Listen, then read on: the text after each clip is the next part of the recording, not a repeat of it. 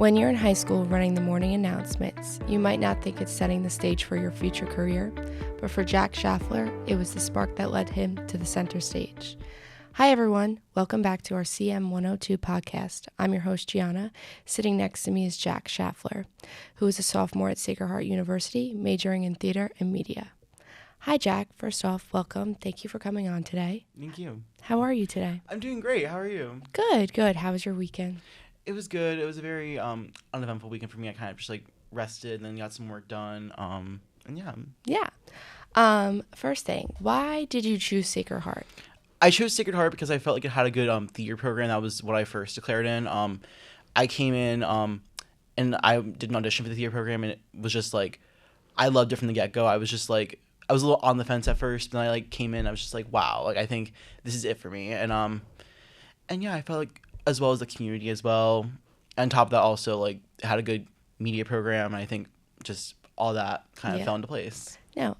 So I know that you're from Connecticut. Yes. Was that one of the reasons you came to Sacred Heart because it's very close to home?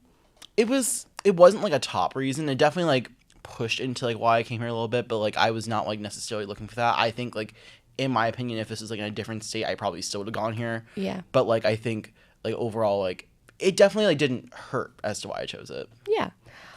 So your performance journey really started in high school when you ran your school news. Can you tell me a little bit more about that? Yes. So basically, I started my school news my sophomore year, and there was only 5 people doing it. So there was not a lot of people. So we all had to kind of be all hands on deck. It was you couldn't really just sit around and slack off because everyone had to do something. And so therefore I was doing many things. And then I think overall towards the end of the year I started gravitating towards running our TriCaster for it, and that kind of just set it off. And then for the next 2 years, my junior and senior year, I basically ran that TriCaster, and that kind of put me kind of in charge of it. So that kind of gave me kind of some leadership experience, and that also helped translate when I was performing, as it just gave me more experience overall. Yeah. So I know you're a part of the theater program, and I feel that theater is such a team effort. How is it being a part of such a creative community?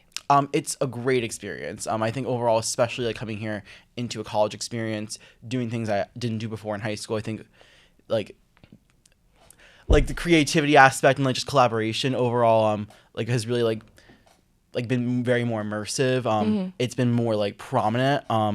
And I think overall just doing it more here, I've done things I haven't done before, and just working with people because in high school I really kind of only just performed, whereas here I do much more than that. Yeah. And I think just really doing so many aspects of it has just really helped me so much, helped me gain more aspects in creativity and collaboration, just all that stuff. Nice. Looking ahead, where do you hope this passion takes you for your future?